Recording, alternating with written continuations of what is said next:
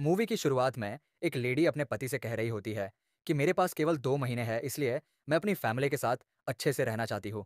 जो सुनकर उसका पति रोने लगता है क्योंकि उसकी बीवी जल्दी ही बीमारी के कारण मरने वाली है। फिर उसका पति कहता है कि हमारी बेटी को तो मैं फिर भी संभाल लूंगा, पर बेटे सूर्या को संभालना बहुत मुश्किल है, उससे अपना गुस्सा ही कंट्रोल नहीं होता। आज ही वो अपनी क्लास के लड़के को पीट कर आया है, जो सुनकर उसकी माँ भी परेशान हो जाती है। तब यहाँ गेट पर सूर्या के मामा आकर गाली गलौज करने लगते हैं और हमें पता चलता है कि सूर्या का मामा शराबी है, जो शराब पीकर अपनी बीवी को मारता था। इसलिए सूर्या की माँ ने अपनी भाई के खिलाफ कंप्लेन कर दी थी और उन्होंने सूर्या की मामी और उनकी बेटी को दूसरी जगह भेज दिया ताकि उसका भाई उन लोगों को फिर कभी परेशान ना करे। तभी हम देखते हैं सूर्या का मामा आकर सूर्या की माँ को बहुत भला बुरा कहता है, लेकिन सूर्या के पापा अपनी बीवी को अंदर ले जाते हैं। तभी सूर्या की माँ देखती है सूर्या घर से गायब है और सूर्या अपने मामा को मारने के लिए उनके पीछे भाग रहा था, लेकिन उसका मामा निकल जाता है और सूर्या उसे मार नहीं पाता। हालांकि तब तक सूर्या को गुस्से में उसकी माँ ने देख लिया था। अब अगले दिन सूर्या की माँ उसे गुस्सा कम करने के लिए समझाती है, लेकिन सूर्या कहता है कि मैं गुस्सा बर्दाश्त नहीं कर पाता। तब उसकी माँ कहती है कि ठीक है, आज से हम पूरे हफ्ते में एक दिन रखते हैं जिस दिन तुम गुस्सा कर सकते हो, लेकिन बाकी के 6 दिन तुम अपना सारा गुस्सा कंट्रोल करोगे। अगर फिर भी गुस्सा शांत ना हो तो तुम उस हफ्ते के एक दिन मैं अपना सारा गुस्सा निकाल सकते हो। जिस पर सूर्या अपनी माँ को हाँ बोल देता है और माँ को प्रॉमिस कर देता है। अब उसकी माँ दीवार पर सारे दिन लिख लेती है और सूर्या से कहती है कि जिस दिन बहुत गुस्सा आएगा और बात जायज़ होगी, उस दिन को हम चुनेंगे तुम्हारा गुस्सा निकालने के लिए। अब ऐसे में हफ्ते के दिन बीतते हैं और सूर्या हर दिन गुस्से की वजह अपनी माँ को बताता है, जिस पर उसकी माँ मना करती रहती है और इस तरह से 5 दिन खत्म हो जाते हैं। फिर एक दिन जब सूर्या की माँ उसे असली गुस्से का मतलब बताने वाली होती है, तो सूर्या सो जाता है और अगली सुबह उसकी माँ की मौत हो जाती है। जब उन्हें अंतिम संस्कार के लिए लेकर जा रहे होते हैं, तब सूर्या का मामा आकर अपनी बहन को गली देने लगता है कि मरने से पहले मेरी बीवी का पता तो बता जाती, और वो उन पे गुस्से में चप्पल भी मार देता है। तब सूर्या को बहुत गुस्सा आता है। तभी हम देखते हैं कि बारिश के कारण दीवार से सारे दिन मिट गए हैं, पर शनिवार बचा है। तब सूर्या गुस्से में अपने मामा को बहुत मारता है। यहीं से सूर्या डिसाइड कर लेता है कि वो अपना सारा गुस्सा शनिवार को ही निकालेगा। अब कहानी कुछ साल आगे बढ़ती है, जहाँ सूर्या के पापा को देखते हैं। वो सूर्या की डायरी चुराते हैं और एक लेडी डॉक्टर के पास पहुंच जाते हैं। यहाँ हमें पता लगता है कि वो सूर्या के गुस्से के कारण कई शहर छोड़ चुके हैं, क्योंकि वो अपने गुस्से के चलते बड़े बड़े लोगों से पंगे ले चुका है। फिर वो यहाँ उस लेडी को बताते हैं कि मेरा बेटा संडे से फ्राइडे तक उसे जितने भी लोगों पर गुस्सा आता है, उनका नाम अपनी डायरी पर लिख लेता है और फिर शनिवार को सबके नाम देखता है। अगर उसके मन में अभी भी गुस्सा है तो उसे जाकर मारता है, वरना उसका नाम काट देता है। अब हम सूर्या को देखते हैं, जो बड़ा हो चुका है। एक दिन वो एक लड़के को देखता है जिसके मालिक चमनलाल ने उसे बिना वजह के मारा था। तब सूर्या चमनलाल से बात करने जाता है कि आपने इसे क्यों मारा। असल में लड़के ने घर की घड़ी को 10 मिनट आगे बढ़ा दिया था, क्योंकि उसे लेट होने से डर लगता है। इतनी छोटी सी बात पर चमनलाल ने उसे बहुत मारा था। तब सूर्या उन्हें कहता है कि आप इससे माफ़ी मांग लो बस। लेकिन चमनलाल पहले उस लड़के को मारता है और बाकी आदमी सूर्या को पीटने लगते हैं। अब उस दिन शनिवार नहीं था, इसलिए सूर्या उन्हें कुछ भी नहीं कहता और मार खा के चला जाता है।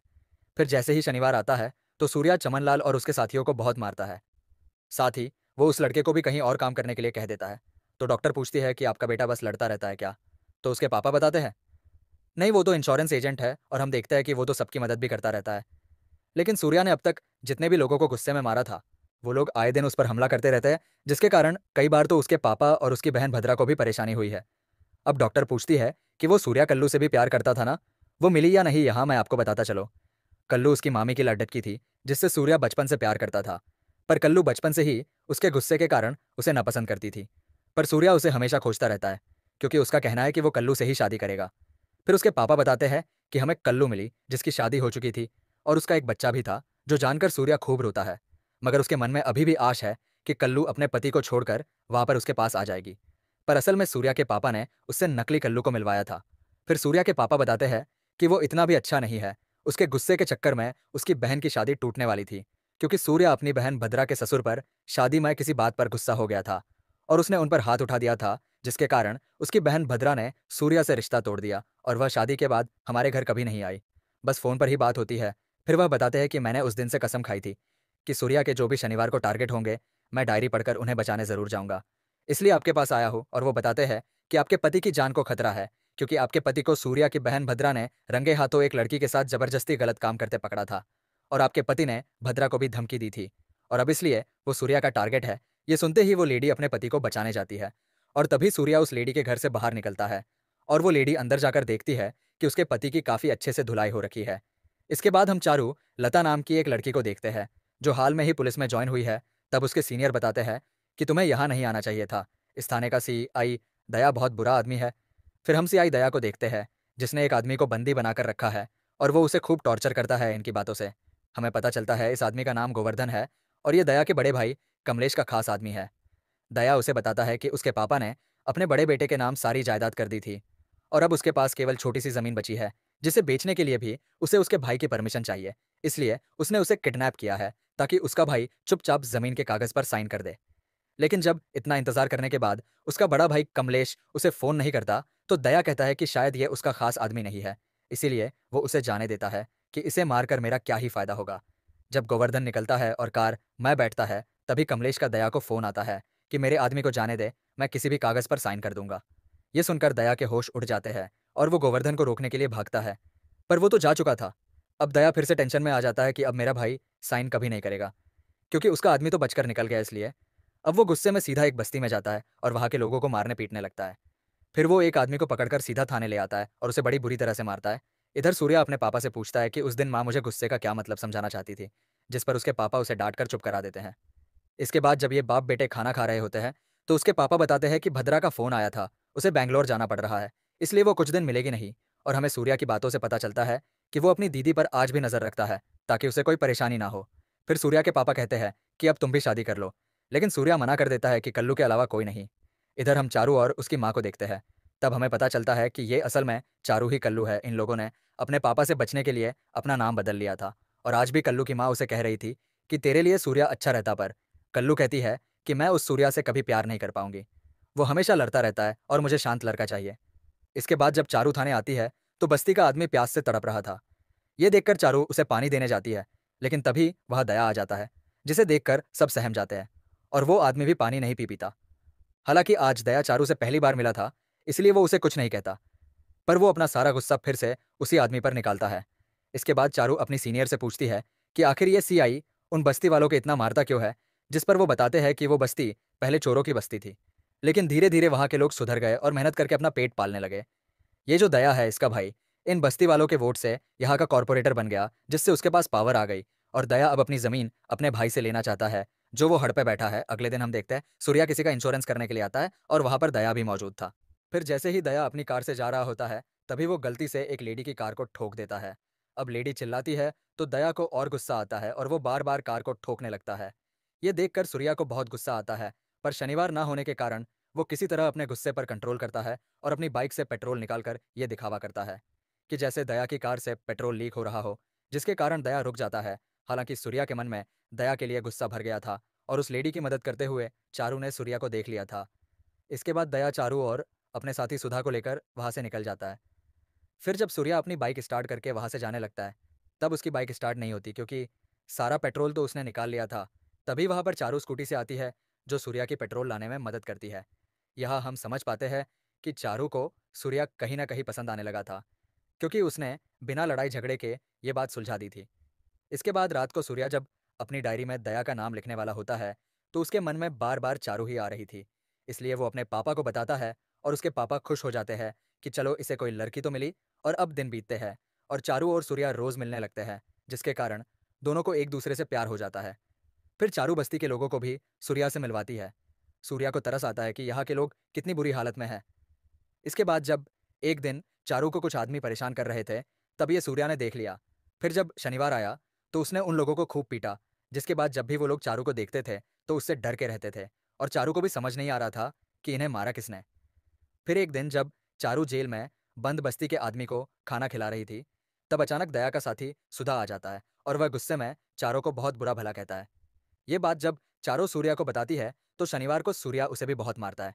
तब चारू नोटिस करती है कि मुझे परेशान करने वालों को कोई शनिवार को ही मारता है, और ये बात वह सूर्या को बताती है, जो सुनकर सूर्या ऐसे दिखाता है जैसे उसे कुछ पता ही नहीं, क्योंकि सूर्या को डर था कि अगर इसे लड़ाई की बात पता चल गई तो यह मुझे छोड़ ना दे। इधर कमलेश का आदमी गोवर्धन उसे कहता है कि वह दया पगला गया है, उसकी जमीन पर साइन करके आप उसे दे क्यों नहीं देते। जिस पर कमलेश दया को घर पर बुलाता है। ये सुनकर तो दया सीधा थाने जाकर बस्ती के आदमी को छोड़ देता है कि आज से मैं तुझे कभी परेशान नहीं करूंगा। अब हम चमनलाल को देखते हैं, जिसे सूर्या ने पहले मारा था।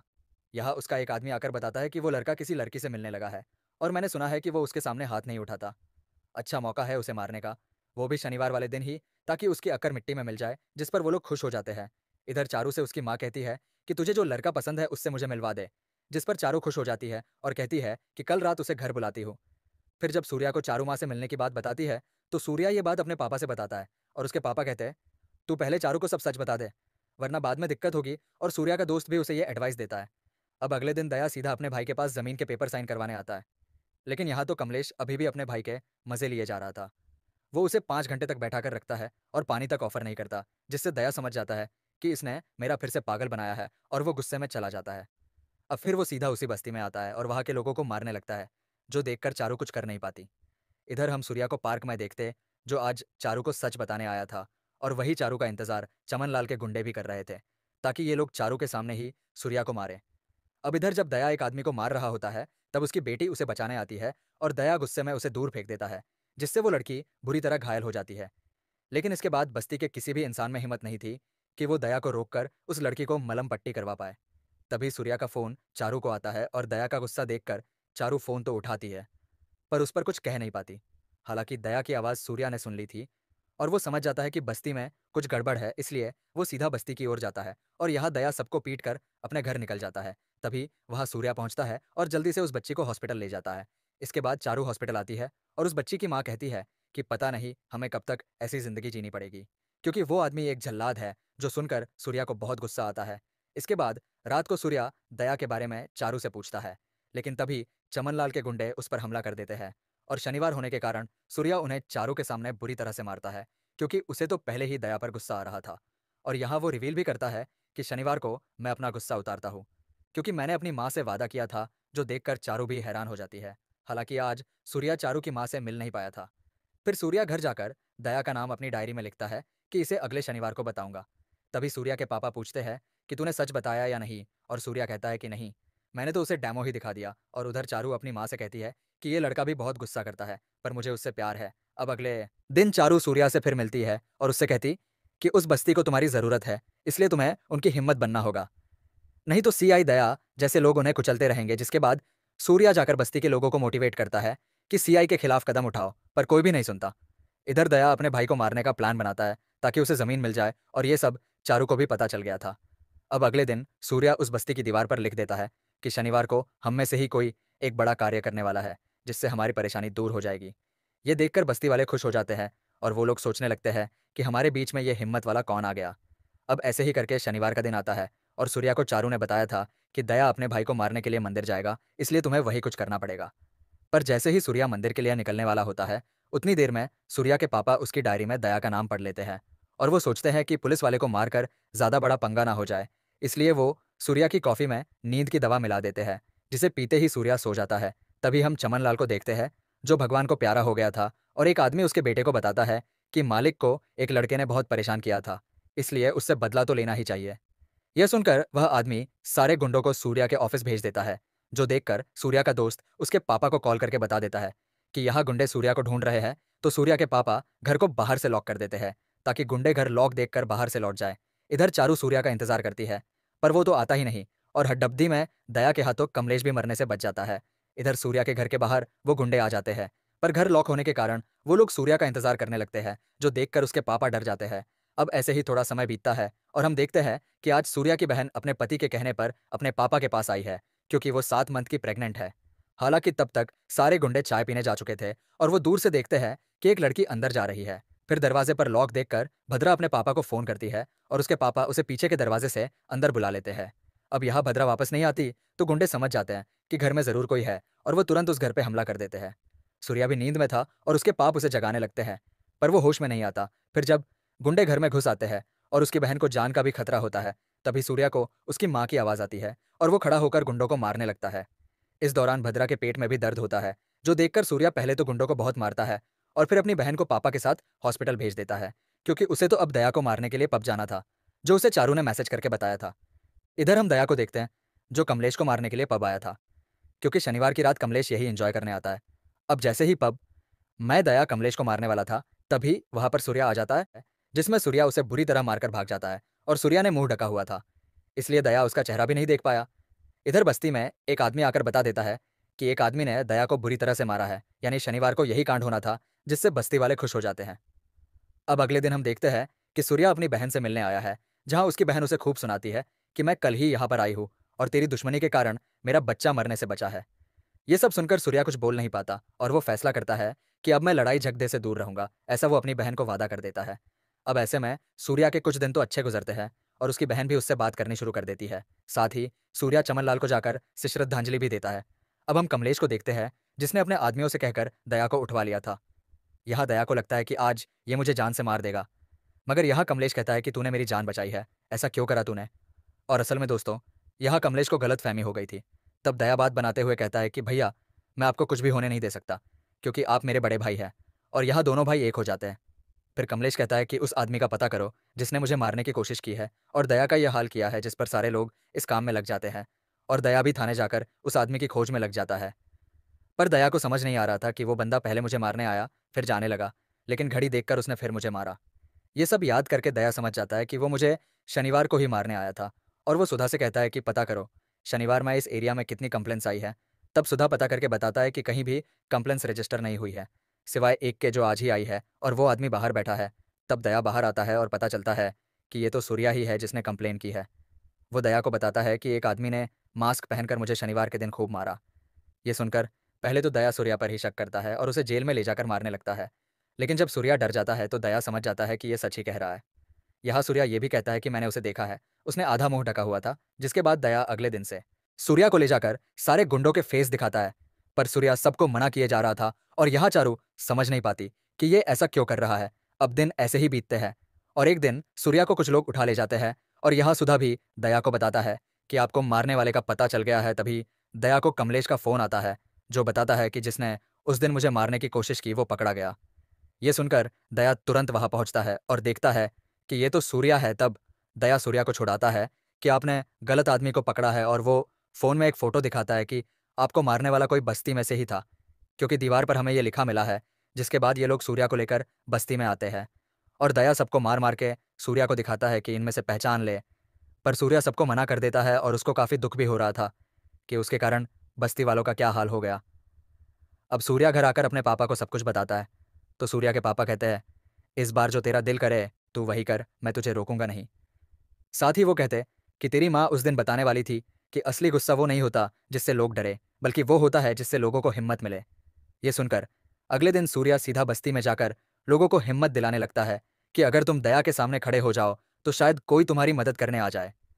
यहाँ दया बार बार सोच रहा था कि उस पब में कमलेश को वो लड़का बचाने क्यों आया था।